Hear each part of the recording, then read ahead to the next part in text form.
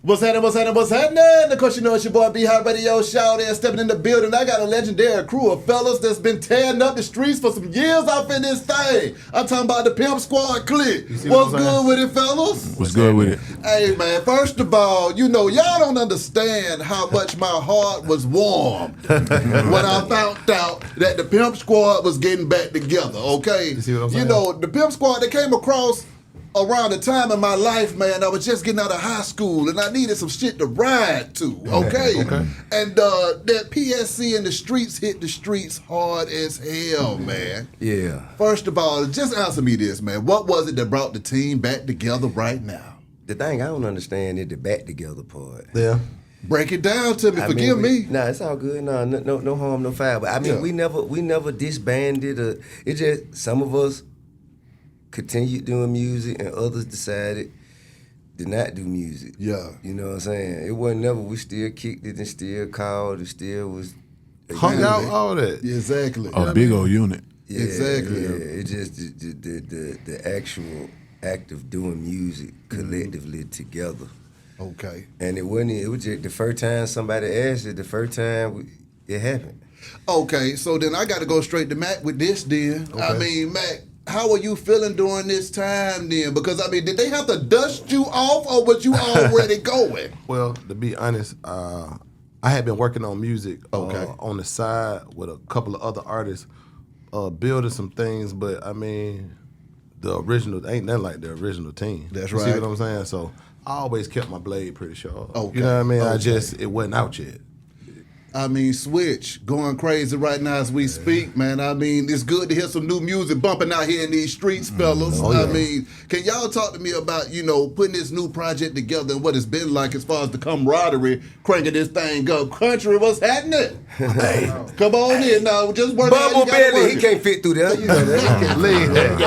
You You can fit through right under the leg. Need a wide lane. Yeah. Truck stop. Everything look big to him. You understand? You know how I go, man. Big truck stop. When you know, when you've been a Smurf all your life, you know everything looks big. You know? Papa Smurf to you. They said put Papa on that. Yeah, Papa Smurf to you, mother. Okay. Break down this chemistry there, man. I mean, when the fellas got together in the gym and started working out again, was the vibe still the same as it was when y'all was some young ass niggas cranking this thing up? Well, who want to speak? You want me to speak? I turn it to you. Yeah. I think that everybody was still in their, you know, same shell that they was in, you know, when we first started out. You know what I mean? Matt got serious bars, Tip got bars, Kuntry got big bars and hooks and flavor, you feel what I'm saying? Yeah. And I feel like we were just back on track. You feel? Yeah. I think the main thing to me, I believe, is kind of beat selection. You know what I'm saying? Because I think Kuntry kind of got a new age ear. Like he and Dro too. You know, they put me and Mac. We kind of go with the more old school UGK kind of type. Yeah. You know what I'm saying? Like the DJ Toompa shit. Yeah. Oh, yeah. I'm with you. So you know what I'm saying? It's really a collection. It's a perfect blend of both eras. You know what I'm saying? I mean, did y'all get Toompa in this thing, man? I mean, what's going on? Yeah, Toompa though. Yeah, you know. Definitely. You know, one of my favorite PSC Toomp songs is that Still Country. Oh, yeah. Okay? Yeah. Can y'all speak to me about Country this? stole that beat from me. Nah. That fundamental T.I. record, Country stole that beat from me. Tell them calm down. They ain't have to like that. Yeah. I used to stay up the street from Toomp. I walked up there one day. I think it was when his dad died. So we was just sitting in the house and I was looking at all the albums. Yeah. And I was like, who is this? He was like, they had independent people back then. Yeah. I said, put this on. And that. I said, make a beat right now. I think Tip was up at Eagles Land. I played that shit. He said, Oh yeah, we about to make this PSC. Yeah, that Tune Common say, man, I was gonna make that beat for you, man. And then Country came over here. Too crazy. Right. I feel that. I mean, everything happened. I believe in the universe divine order, so I think all things happen as they should. You did, and we proud to be a part of it, however we can be. Exactly. I mean, the Pimp Squad click though, man, putting it down for the town early on. Cause see, also y'all came around at a time to where y'all had to be trailblazers at the same time too. Oh, We coming for out sure. of the Dungeon family, Booty Shake was no more, and we was in a space to where, okay, where we about to go with this music. I would like to say I would never think Booty Shake went nowhere. Well, I don't never think it went nowhere. well, I'm talking about the old school Booty Shake. Now, You it talking turned into about the like- Yin Yang That twins. right, They were right. cracking it Oh, up. yes, But yes. that was a whole different vibe with the Yang all together, too, with them boys. Yeah. But Yeah. as far as the goddamn, you know, the Talking about the yeeking. the yeeking, when you can Success yeek and to that effect. thing. You know, But- Raheem the Dream. Raheem the Dream, I think still was dropping shit, wasn't it? Wasn't Raheem still dropping shit? Yeah, Raheem always yeah. he's still dropping shit to this damn day. Shit, you talking about. But no, man. The PSC. That's what I want to talk about. Okay, what when about y'all it? came What through this about bitch laying the smack down, We just had did a- y'all feel like this team was gonna goddamn crank this bitch all the way up when y'all started, or was it just something that, you know what, we gonna give it our best shot and whatever the fuck happens, happens? Nah, I knew. Talk to me, man. I pretty much knew. I knew because of the previous things that we were doing to Yeah. like get ourselves in a position to actually do this. You see Yeah. what I'm saying? I felt it. We always knew that Tip was just, you know what I mean? He was Yeah. fine. No matter what all we did, we just knew that we push him up, it's on. Facts. You see what I'm saying? Yeah. We just knew it was on like popcorn. All we gotta do is just get one of us through the door. It's over with. Come on. We're gonna rush it. We're gonna rush the door. But we did a lot, man. It was a crazy journey actually.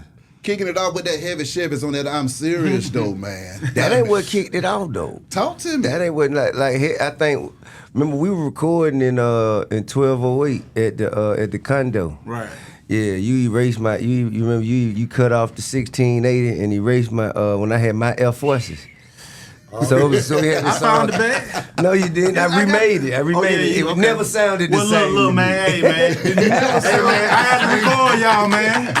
Y'all used to get on my nerve, you know. Country used to be Country the was the engineer. engineer. I used to Country record, was the make the beats engineer. and everything. My I was God. making beats. Yeah. He was making beats too. Country was engineering, making beats. And we had what was one of the song? What was the song back then? Actually, okay, so the what is it? The Studio 60. 18. Baby J. No. talking about, Reggie. you talking about, 2560. you talking Reggie about, from Brick, Ben Hill, Yeah. not Butner, it's all- Nisky Lake. Yeah. Nisky Nisky Lake. Lake. It was all Butler. Yeah. Okay, yeah. You take So, the left on Yeah, Butler, Butler then and you- Nisky, then you right take the there, little- yeah. the little- You talking about Bar None and all those songs like yes, that? yes. Bar Who. So Bar I Who. so we had so back when way before I met KP, way before I met Tune. Okay. We would so we trap through the weekdays and we'll take off Sunday. And that'll be our studio day. Yeah. So everybody put in their paper. We used to go to 2560 studio right there, owned by Reggie. God rest his soul. Reggie from the group Brick. Yeah. The guitar player from the group Brick. Yeah. And we'll go over there and we'll stay there all Sunday and we'll do a song or two a day. Yeah. And over the course of about 4-5 weeks, you know what I'm saying, we had about 8, 9, 10 songs, you know what I'm saying? So that I think that was, the beginning. Yeah. You know what I'm saying? Y'all, nobody really got to hear those songs though. Well, Took got to him. That was Yeah. made. That Yeah. was Made him that come was- in. Yeah. What- Made them come in. We were doing our own performances and setting up our own stuff. I remember we opened up for Sammy Sam, Nike Pavilion. Nike Big Pavilion, man. Sammy Sam. We was doing shows at Jazzy T's, doing Yeah. shows at Yeah. Thanks to Cognac. We was, you know what I'm saying? I wasn't He wasn't around. present at that Well, time. nah, but I was there. he was my friend. Yeah. But you He were the was first to already get a taking record off. deal. Yeah. He was He already was I already remember, doing everything. I remember me and Sam had rapped against each other one day. I know that was tense as hell. Nah, I ate him up. I ate him up. I think we was in front of the guy who owned top 20 records. Yeah. It was a dude, an old dude, man. Me and Sam was in the street rapping. I think I had on that platinum FUBU. Yeah. And Zen Tatum was out there, man. You know what I'm saying? We were busting lyrics, man. Yeah. But I think went back when when me and him was met in Ren's Crossing in Riverdale, he used to come knock on the door. Hey man, kick that verse you kick for. You feel what I'm saying? So it was almost like some player shit that was going on. You know what I mean? Exactly. Did y'all think that y'all was gonna be as big as y'all wound up being, though, man, or was it a hope and a dream? Let's start with, did we think we would be alive? Yeah, because it was rough. That was a gamble every day. Talk to me about Talk to me about that part. Just surviving the game. Well, it was a lot going on at the time. Yeah. We were selling dope on Campbellton. Yeah. And Riverdale. People started getting caught up and going to jail, friends, or you know what I'm saying? People was, murders went down, all People kind of dying. stuff was happening. Allegedly. And we were young. We was at that age where Allegedly. things are taking place. Exactly. And we had to really buckle down and just kind of stay out the way.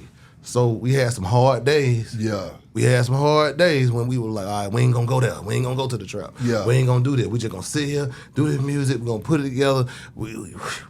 Damn, and it went po broke.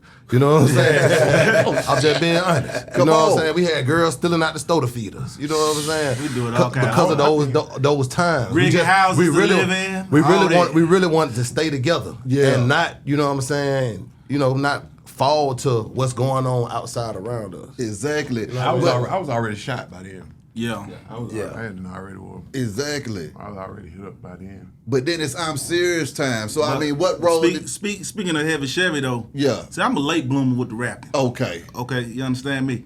So Heavy Chevy, you got something to say? You talking about Heavy late Chevy. bloomer. Listen, we didn't have a song on I'm Serious. We didn't have a song. They made Speak a for song. yourself. Speak for yourself. I did. I mean, they had a song. They had a song. Matt was right on a lot of stuff. They had a song Speak for for I'm yourself. Serious that was recorded, but it didn't make the CD at first.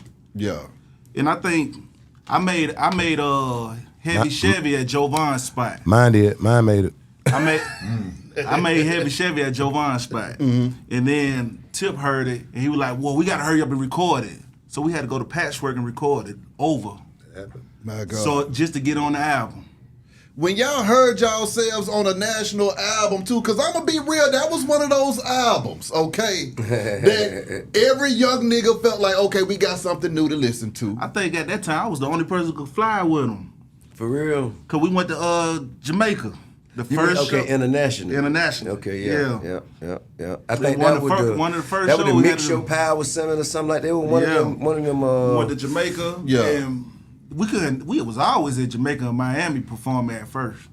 Or Florida. Exactly. My first international one was Undertaker. Undertaker. Mac wrote. Okay. Can y'all break that banger down to me? Because that's another one of those ones. So. Right. Now, what album was that? I think King. That was the King album. Okay. Was that the first one? That had to be the first one. Bankhead. Nah, Bankhead was probably the first one. Bankhead was probably the Yeah, first one. Bankhead was the first one. Bankhead was on the same album. That was the same Okay, album, right? got it. Yeah. King, yeah. You got a Grammy for that stuff, then. Probably Something like that. Probably Come on, that. Man, somebody, In the Trap Music Museum. man said, give me my horn. I mean, studio sessions back then, though, man. I mean, what was the chemistry like when y'all was coming up with those hits? The same way it is now. Whoever do what they do, you do your part. I do my part. If you catch something you like, you get on it. If not, you don't. You start something else, and we just put it in the computer and just go through it. You see what I'm saying? It's easy like that. It's still the same way. We can come in and Country been done did something. If you like it, you feel it, you jump on it. Same way with me, Dro, or Tip, or anybody. We just kind of share the records. Exactly. You know what I'm saying? I feel like it kind of shifted, and rightfully so. You know what I'm saying? Because at first it was like I was real focused and real tuned in. Yeah. And everybody else was doing so much and they were distracted. Then it got to a point where they was real focused and tuned in, and I'm doing a bunch of shit now. I'm distracted. You know what I'm saying? So we've always had to anchor each other down. Yeah. At different times. We had to compensate from one another. When we talk about that anchor, though, man, coming out of that era's the deal, and y'all boys is in the streets with it, okay? Backs to the wall, and you saying, okay, we about to goddamn crank this bitch all the way up, man. What was that like when everybody came together and laid the smack down? What, like, Well, like the PSC When the album? Kane, he talking about streets. the in the street when the first album didn't work. I think it went crazier once we when we linked in with DJ Drummer, when it was like in the streets meets Gangsta What up, though, Grill, Drum? Right. Yeah.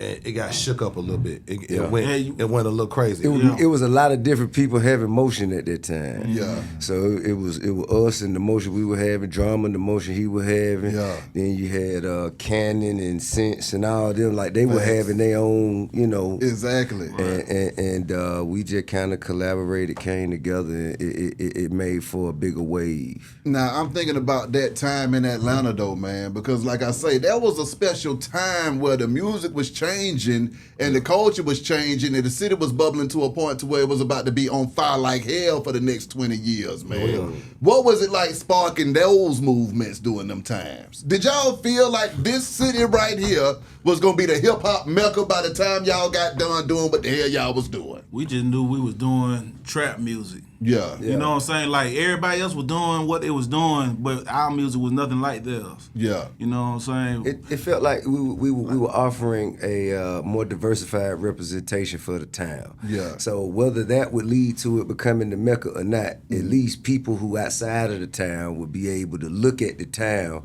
and understand that there's a different representation. Exactly. Okay, navigating the streets at the same time, just in hip hop, being a team, and then having altercations and stuff with folks. What was that like? Just trying to stay alive inside of the game at the same time. Come on, this cat. Okay, then how many times did y'all say this nigga keep on getting that transition, man? Yeah. It's hard to make that transition. You know what I'm saying? That industry, the industry in the street. Yeah. Trying to separate the two. Talk to me. I think Clay helped balance out a lot of that stuff. Really? I do. Clay I actually feel like was that. a ticking time bomb. He knew how to channel our energy though. He knew what to direct us at. Like, all right, y'all like this. All right, so we gonna go take all these CDs. Then y'all, come on, we finna go get our stuff out the street. We finna go do this. We finna go do that. He directed our energy. You see what I'm saying? Where it needed to be. Okay, if y'all go here, get on stage at this place. Do this, do that. Come on. He had us. Now, mind you, at first, really the most altercations came from our denial of entry into clubs. Right. That's really what it was, because they getting in that thing. Yeah, they be playing all kinds of games like, who is you? I don't know who you is, and so on and so forth. Yeah. And a lot of those guys, we just say, hey man, where you from, bro? Yeah. And a lot of those cats were from out of town. Yeah. And weren't really from here, and you can't tell us that we can't get it. I tell you what, if we don't party, won't nobody party. Yeah. And so a lot of that, we kind of gained the name for ourselves, just forcing our way into clubs. Exactly. And the other stuff came a little later. Sparring with security multiple times. Yeah. Getting the sparring. Yeah. I mean, so we got Van Dam over here. That's what we was doing. It's the truth. That's Kuntry, man. That's Van Honey Baked Ham. Yo, bro. Y'all know he tell jokes. Leave him alone. Stop, man. Sparring, man. Stupid as shit. But he is telling the truth. We done got into it. We so super cool with security for the most part around the city from sparring. And it became to the point where they say, hey man, just let these guys in. Yeah, period. Exactly. And some end up working for us. And I also want to say, these are not things that we speaking of because, like we proud of them. Yeah. But, it's just a historical facts. Yeah, that kind of led to us getting to a place where we realize it's time to evolve and change our lives. Exactly. When y'all running around town, though, Tip, and you getting into it with niggas and the pimp squad is with you, how many times did the fella say, hey, man, maybe we don't need to be cutting up today. Let's just go ahead and go and cool out, or was it just always go time? Afterward. Always. It's definitely, if it's on, it's on, man. Ain't no stopping that, bro. You know what I mean? Just ain't no stopping it. I wish it was, but it wasn't at the time. Now that we're older, of course we're more rational. It was the king of the South thing. Okay. That really what it was. You know what I'm saying? It really was the king of the South thing.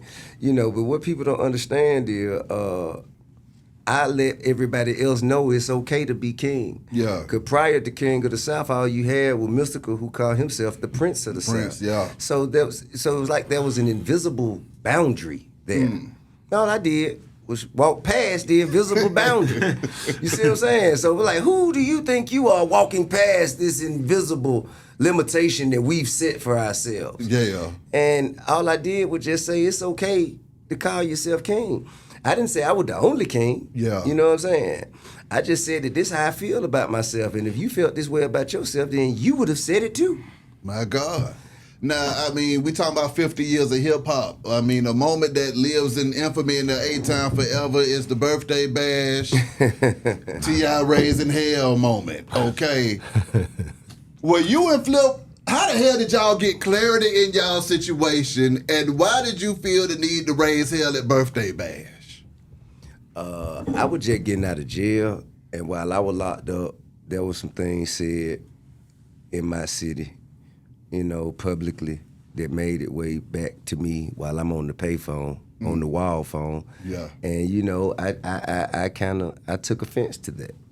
And so all of my time, effort, and energy was spent on plotting, planning, strategizing on how to answer that, you know, how to answer that disrespect that I felt like I had received.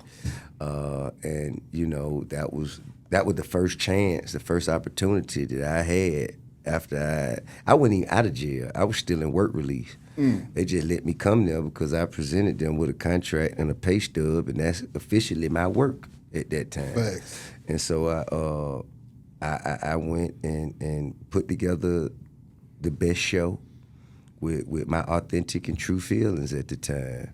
And like I said, man, you know, we've all matured, evolved since then. But in the moment, because I, you know, Remind people. So listen, man. So the thing is, so working on this new album I got called "Kill the King." So it's my final album, and "Kill the King" is really a metaphor for killing the ego. Ooh. You know, because as I elevate my consciousness and just try to, you know, bring myself to a more a place of peace. I understand you find peace when you destroy the ego, you know what I'm saying? Because the ego keep you in conflict. The ego keep you locking horns and, you know what I'm saying, in constant disarray. So in Kill the King, like the first thing, I'm just, you know, meditation, starving the ego, you understand? And in doing so, as I talk about these things, I don't want to let the ego take over. You know what I'm saying? Okay, cool. So as I got to continue to starve the ego and pull myself back, so I ain't standing up here 10 feet tall. You know what I'm saying? I'd be bigger country. I walk out there, motherfucker, Come man. on. If I allow the ego to take over. I'm with you. You ain't So. gonna never be 10 feet tall. But I mean, man, speak for yourself. You know what I'm saying? I haven't sent you up here, but it's all good. But see, answer me this though, fellas. With y'all being childhood friends at the same time, what were those moments of success together that y'all was able to enjoy as a team? That y'all was able to say, you know what, nigga, hey man, this was a damn good time. We made it, and I'm loving this shit, and I'm glad to be here with y'all, man. Mac remember everything. I mean, it's a lot of stuff that took place, man. Yeah. I mean, too much. Yeah. Some stuff that, you know, he don't remember. Certain stuff he don't remember. Certain stuff he might not remember.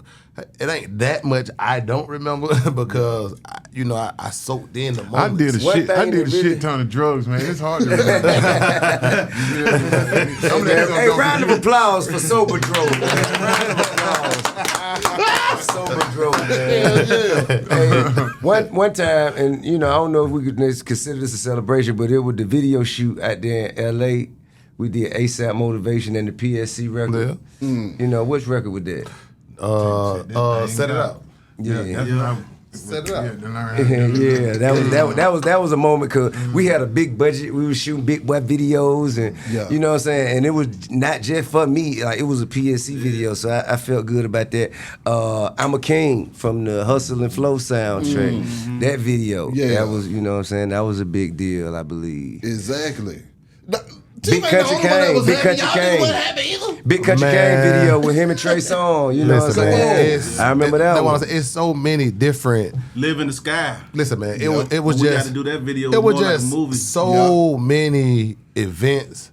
I think my favorite time was when we had Tip birthday party at the office and they did the casino. Man, it was crazy, man. I think Mike Jones was there. There was a couple of people there. Who? Mike Jones. didn't get it. I had to jump out there. I had to say it again. Mike John. You know what I'm saying? I remember that. I'm talking about sharp as a whip. But Come yeah, on, man. now. I just remember, like, we was in the newspaper. I had clips and articles. I'm like, damn. Like, we having this is a good time, man. Come on, man. Come on. There's a lot happening. Like, a lot. My time was the Top Back remix. Yeah, that was a perfect The one. video we all did. We was in Florida. Like,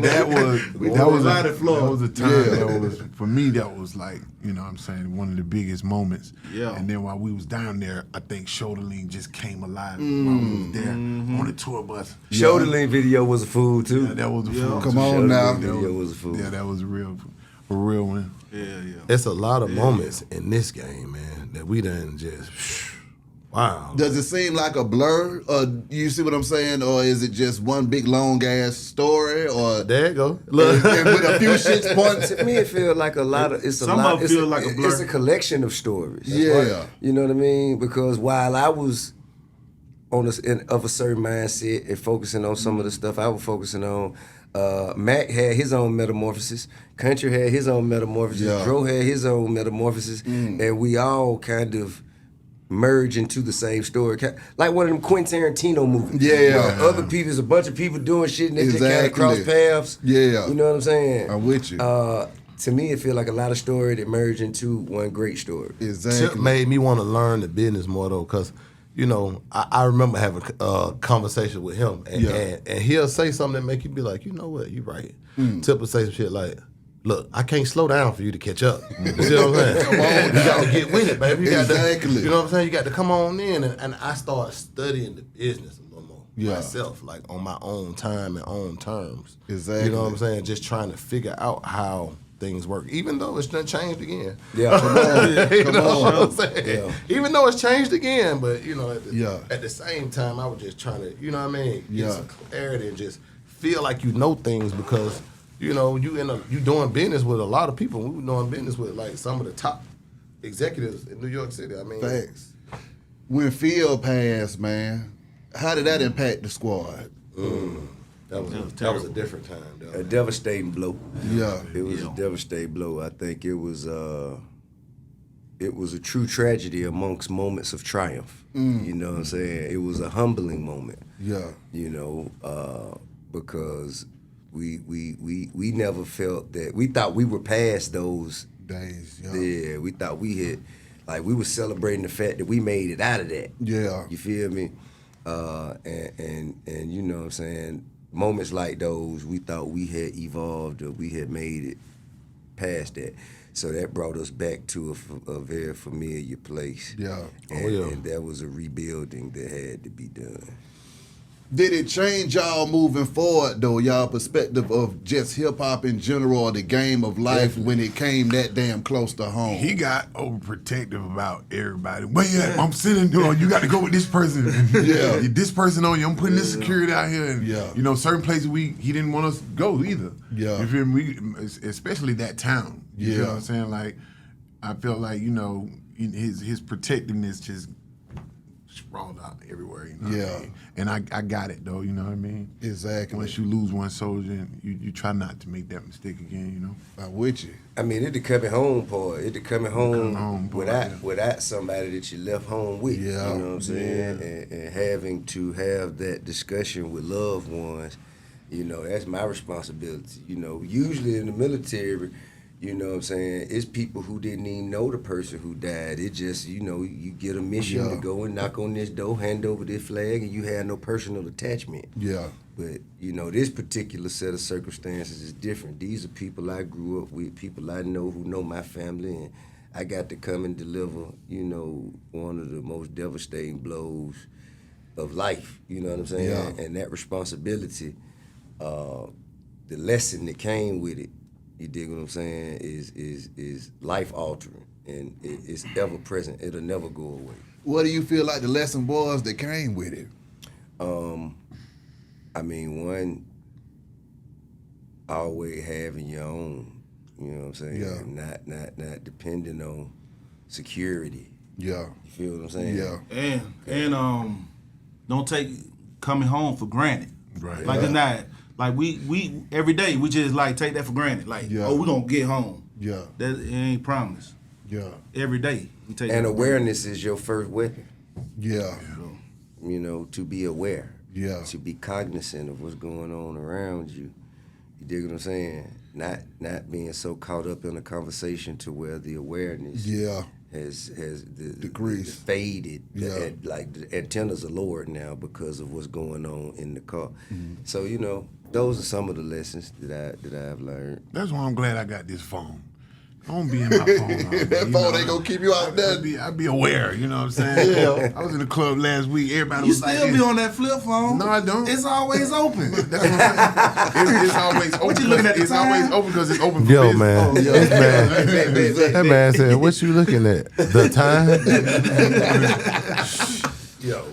But moving forward after that, though, man. Now that's the key point, because they just brought up something like the way I was affected immediately. Like I was so, you know what arrested development is. Yeah.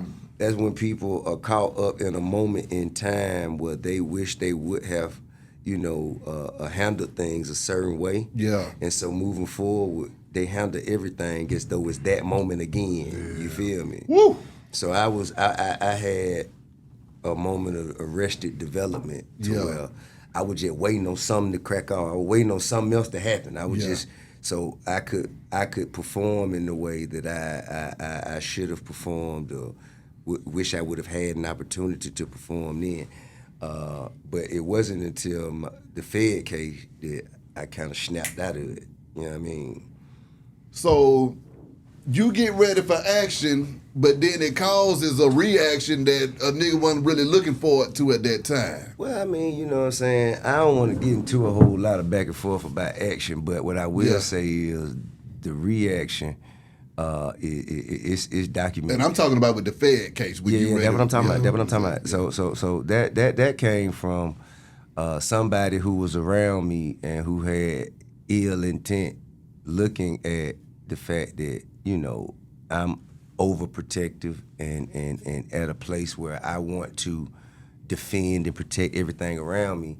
So they used that and manipulated that to where they like, okay, look, we need this, we need this, we need this.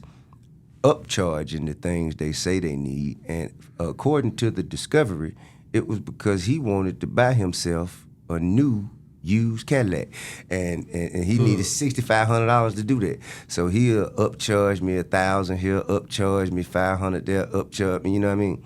And this particular time, what he did was he asked somebody if they could give him something under the table, and they said, "Yeah, I know just the people," and the people they knew was the ATF, and so. And when they hit him, instead of him saying, "Man, all right, I got myself in some trouble," he said, "Nah, these ain't for me. They're for my boss." And so that's kind of how, that ball of yarn became unraveled. Yeah. And that's how people always wonder, like, how did you get a year and a day? Simply because I never took possession of the firearms. Yeah. I know he came in, I said, I didn't want it, and they bust. He came, I said, "Man, what is this? I didn't ask for this." And then they came and bust. I never took possession. Yeah. So, everybody who wondered about that, there's the answer to it.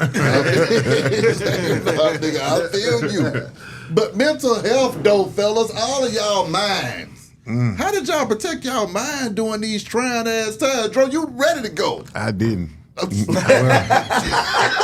you know what, bro? We as black men from where I'm from, like that's the last thing you think about is mental health. You be like, you'll smoke a blunt and have a drink and be like, I'm good, I'm healthy. You feel what I'm saying? And that's the approach that I know I took, or you know what I'm saying, or the people that was around me, you know what I'm saying. So the mental health, to speak about that back then, you would have just been saying some shit that's in the air. Like right now, it's very important. You feel what I'm saying, for us to pay attention to our mental health. But back then, get you a blunt, roll it up, man. You got some orange or some perp, you know what I'm saying? Let's just be honest. People, as young black men, we learn how to operate off dysfunction. Right. You see what I'm saying? That's true. Because we were raised in dysfunction. So it was life traumatizing as it is. Come on now. So we learn how to just navigate through it. You know what I mean? You just got to make it through. Yeah. Once you make it through, you just fine. But you got to make it through it somehow. Come on. And that trauma become normalized. Yeah, that's exactly the thing that you gotta understand. Yeah. So we're going through this trauma and we normalize it. So when somebody dies, it really ain't too many tears. It's just that what happens. So what you call trauma, it's just normal life to us. And trauma never goes away. You can never remove trauma. You can only, find better ways to cope, manage. Trauma is everlasting. Trauma is passed down through DNA to children and grandchildren. So some of the traumatic experiences or some of the traumatic energy that we may be harboring comes from the shit our daddies and granddaddies went through. Yeah. Because through sperm, trauma is passed down through DNA. Hey, to be honest with you, after I got shot, I thought that was probably the best shit that could happen to me. I was like, all the hoes finna be on my dick. I'm finna do that too.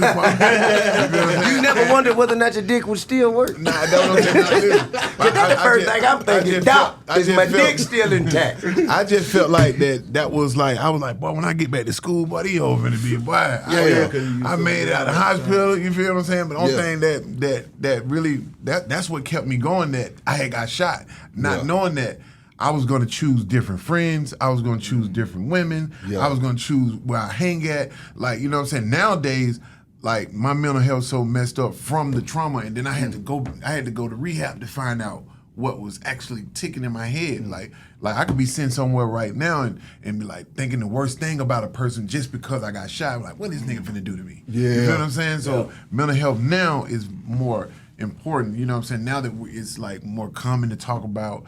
You know, it's a good thing to talk about right now. Fame, man. Was fame traumatizing for y'all, having all of that damn attention on y'all all the time and can't go nowhere? Folks know exactly what your ass popular is. Guy.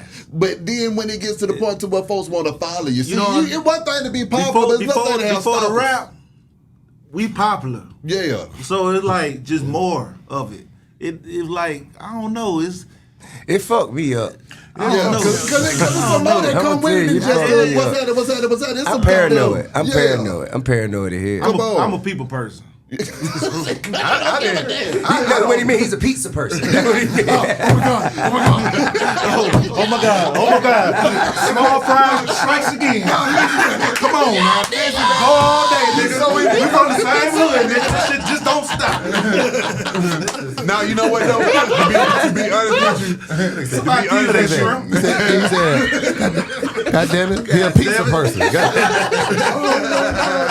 To be honest with you, man, I didn't know what to do with the attention. I felt like I needed more attention, man. I went and got a rose gold truck with rose gold rims and all that. I was so angry. Till was pissed off. He was like, man, why would you go upset. get this inconspicuous ass truck? I was like, No, conspicuous. Yeah, like, so when riding around in it, I don't know what I was trying to figure out about myself, you know. Yeah. It was Ego. Ego? Yeah. Definitely ego. Man, Dro was a rich ass hood nigga, man. Dro didn't give a damn about shit. Dro drop me off, goddamn man. Take the car with you and come get me later. Goodbye. Goddamn, be like, all right, nigga. I'll see you later.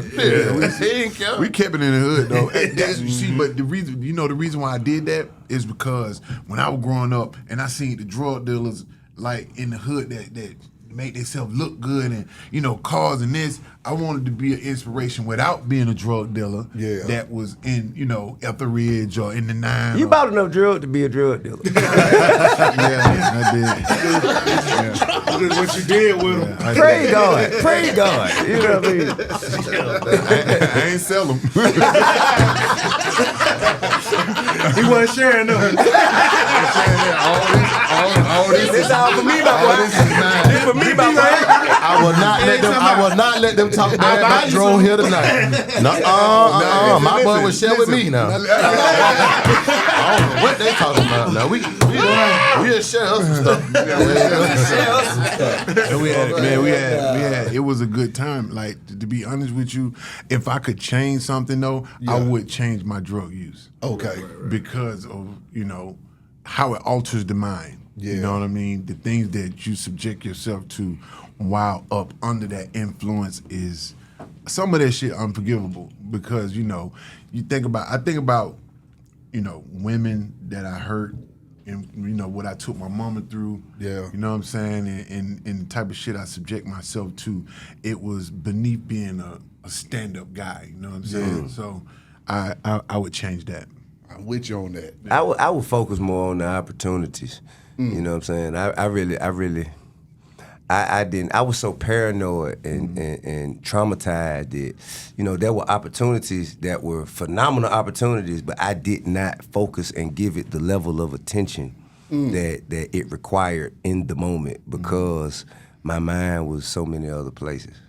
ATL happens though, man. An A-Town classic movie. Right on. How did you feel shooting that thing, man? See, that's an example of what I just said. See, so I almost got fired from ATL. The third day they came to fire me, and I didn't care. You see what I'm saying? No. I was like, good. I ain't got to wake up in the morning anymore. Good. And then, see, the thing was, like I said, man. So I had just got a $10 million check. And then they pulled up and gave me another $5 million check. So now this.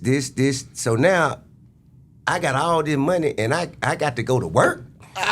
You see what I'm saying? Yeah. No, I ain't trying to do that. Yeah. Man, I pulled up, man, blowing weed out of Phantom with the first Phantom. I think, no. Big Boy had the first Phantom. He had a burgundy one. That made me want one. Okay. So I went and got a black one. And so and I drove. I'll never forget that day Tip pulled up to the studio with that Phantom. He came in to get us. I done ran outside and jumped in that bitch. I went round the corner. I said, I got to drive this shit. Oh, man, this is crazy. He looked at me so crazy when I pulled back up. I was like, bro, We was all in that thing, boy. I just had to drive it one time. Come on. That was a moment, man. But on the way I'm supposed to be working now. Yeah. I'm supposed to be working, and I'm pulling up, blowing weed all through the sunroof, pulling up the set.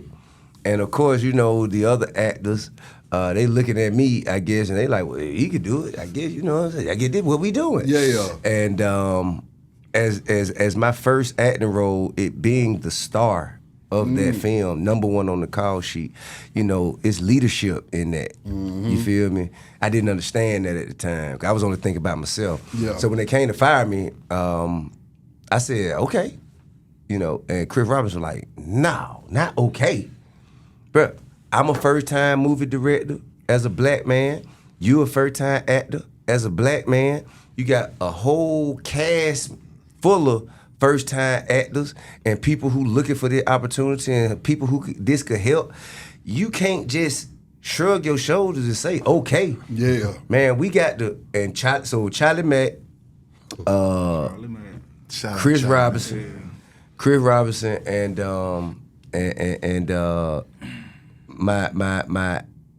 my agent, who wasn't my agent, but the agent I had left him in position, and his first order of business was to come tell me that I was fired. You know what I'm saying? So all of them, you know what I'm saying, got with me, and once Chris, you know, said that, and Charlie kind of reinforced it, I was like, man, all right. That felt like, you know, I'm gonna be all right after this. Yeah. But everybody else, this could make or break, you know what I'm saying, the trajectory of their career.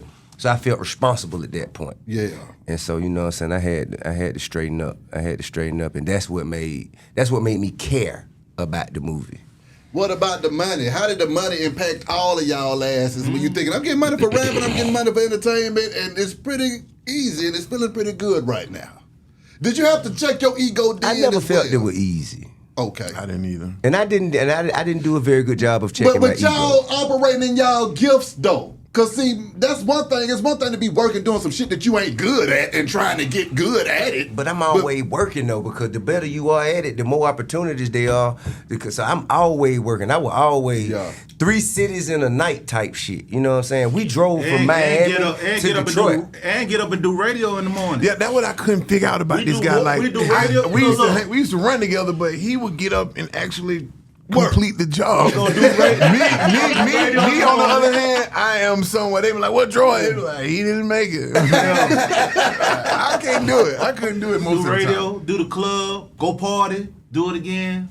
Yeah. Sometimes some cities had 2. I'm just saying they have us at the morning show though. Yeah. Some cities I'm talking we about might have to just do like a sign-in. Yeah. We will have. I remember one time they left me in country somewhere. Twice. They left us in Ohio somewhere. Hey, we woke up like, no, we did. The girls drove from Detroit and picked us up and drove us. Girls drove us back to Georgia. I said, look, we got left.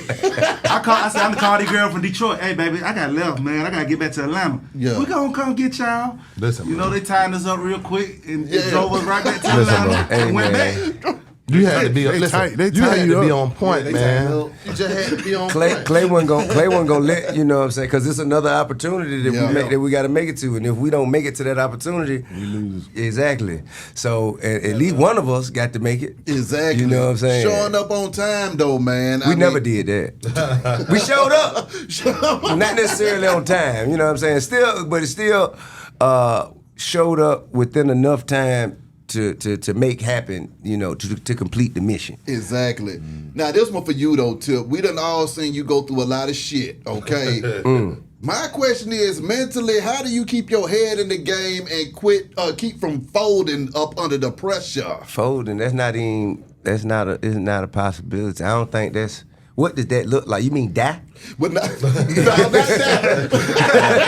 I don't understand. How else do you fold? But then also just say, you know what? I'm just gonna let y'all have it. I'm gonna go ahead and go in this direction and relax, because it seems like you get your shit and you keep on trucking. It ain't no you pausing for the cause in between shit. It's like, nigga, get on this truck train, we going. I don't pause in public, but you know what I'm saying? I have my moments. I have my moments of reflection, meditation.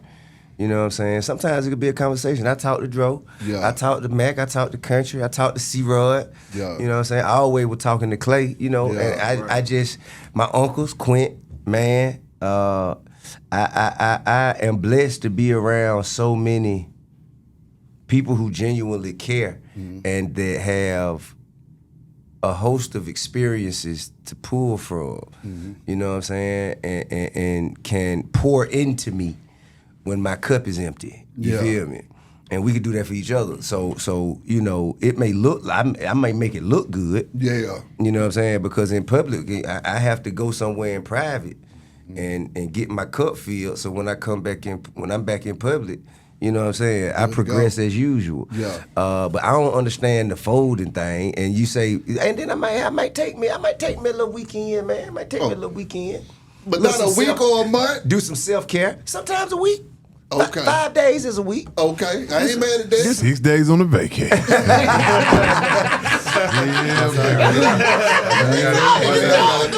gotta get out of here, man.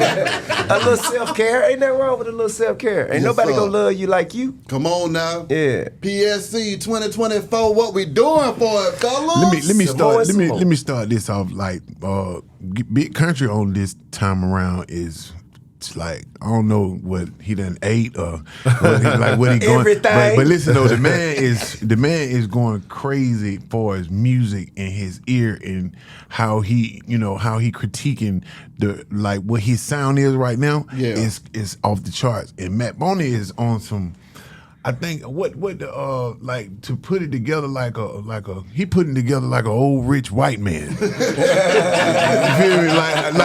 But as far as business go, like he was just saying earlier, the business part, like the other day, he was just he just drawing these. It's almost like he just using like got octopus arms, like he just pulling this from over here. Hey, look, this go right here, this go over here, this, and to see these boys doing that much, you know what I'm saying? It's almost like I'm just sitting back rapping. Come on. You feel what I'm saying? It's lovely. But he rapping good too. Dro. He's an assassin. Yeah. You know what I'm saying? A technician. You dig what I'm saying? I'm talking about now like a surgeon. Yeah. You know what I'm saying? Like with a sharp scalpel and a steady hand. I'm with it. You know what I'm saying? You know the kind of motherfucker cut you don't even bleed. Come on now. the goats, yeah. Yeah, I mean, and we motivate each other. It hurt bad though. It hurt like a motherfucker now. It hurt bad. It ain't bleed, but that thing so ain't it. With four of us on this PSC thing, the music sounds new. You know what I'm saying? It's not dated. It's not dated at all. Yeah.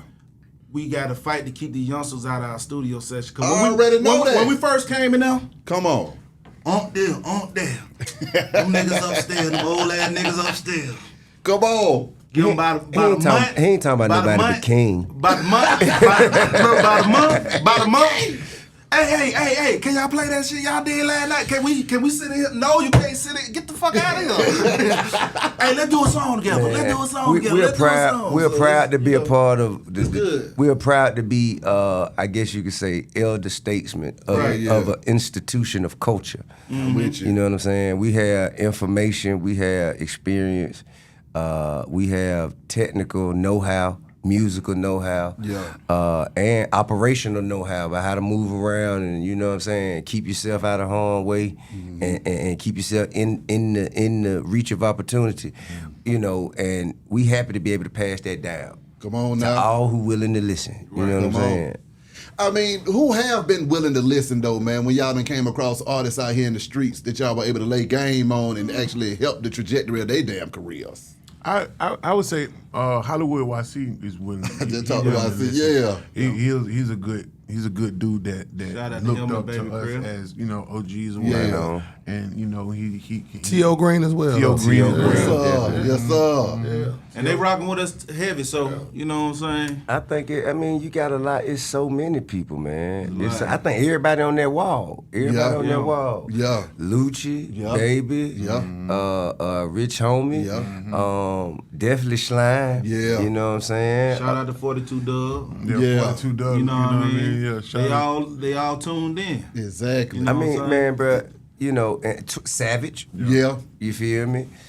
Everybody who has come to us or me, or, you know, whether it's me and Matt, me and Dro, you know, if they come to us and ask us for information or instruction or advice, man, we gonna give it to them straight the way we would if our sons were asking us. Man. Straight the way we would if our little cousins, little brother were asking us. We not finna say, well, I'm only gonna give him this much. I'm gonna leave this out. So, you know, like, and I think that just that transparency. Yeah. Just that transparency, you know, because it's very valuable to be able to go somewhere and ask somebody something that could help you through an experience you're experiencing right now. That's right. That they've already made it through. Who were the elder statesmen that gave y'all the game? Bun B. The Bun. PMC. Yeah. The Pimp and the Bun. Shit. I kind of got my information from drug dealers and robbers. You know? You feel me? Big Boy from Outkast. Definitely. Yeah, I mean, definitely big, man. And can y'all share some of that game, whether it be in the streets or in the industry, that actually helped, that y'all can share with somebody that's watching this thing right now to help further their careers? Man, chase the dream, not the money. Yeah, stand on principles. Yeah. You feel what I'm saying? The principle of anything matters most. Yeah, wear a condom. Don't come out of here with all these road babies. Yeah, put your condom on. Yeah, that's what Matt gonna tell you. Yeah. Gonna be starting families all across the nation. Come on now. Hey man, be original. I can dig it. Well, Trust your vision. Trust your vision. Don't let Okay. nobody talk you out your vision, because they can't see it when you can. Come on, big God old gave fact. it to you For for you reason. to see. Exactly. How can these folks contact y'all? What do they need to be looking for? Everything? Is there anything y'all want to tell the fans to be expecting or to be looking for? Yeah, well, guess what? We got a lot coming. Right now we got the single Switch out. You could definitely find it on Spotify. I could give you YouTube instructions right now, but I'm not going to. At me at Matt Boney Food. I guess they can give you the rest of their tags. I'm with it. Yeah, Instagram, Kuntry King. Yeah. My Instagram is T.I. one young Dro, man. At one young Dro, man. You can hit me up, man. You know, same shit on all platforms. I'm with it. Man, if you can't find me, something wrong. Come on now. Can't miss me, man. You know what I'm saying? But don't contact me unless you got something for me. That make a plenty sense right there, man. Be High Radio, shout it. PSC. I'll let y'all in a minute, man. You see what I'm saying?